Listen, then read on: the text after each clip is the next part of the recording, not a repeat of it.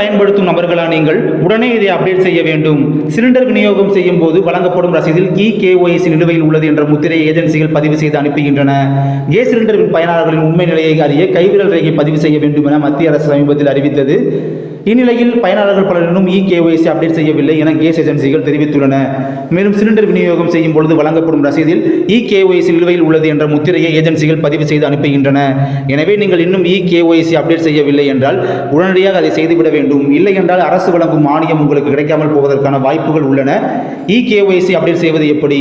KYC வீட்டிலிருந்தும் ஆன்லைனில் update செய்ய முடியும். முதலில் www.mylpg.in என்ற இணையதளத்திற்கு செல்லவும். அங்கே வலது பக்கத்தில் Bharat gas, HP gas, Indane gas cylinder என்ற ஆப்ஷன்கள் இருக்கும். அதை கிளிக் செய்யவும். அதன் பிறகு தொலைபேசியுடன் நுழையவும். உங்கள் KYC புதுப்பிக்கப்பட்டதா இல்லை என்பதை நீங்கள் அங்கு சரிபார்க்கலாம். உங்கள் விவரங்கள் தெரியவில்லை என்றால் நீடிங் KYC என்பதை கிளிக் செய்தால் KYC படிவம் தோன்றும். அதை நிரப்பி உங்களுக்கு கேஸ் சிலிண்டர் கிடைக்கும் ஏஜென்சியிடம் கொடுக்க வேண்டும். ஆன்லைனில் படிவத்தை சமர்ப்பித்த 4 முதல் 5 நாட்களுக்குள் உங்களுக்கு KYC செயல்முறை முடிவடையும்.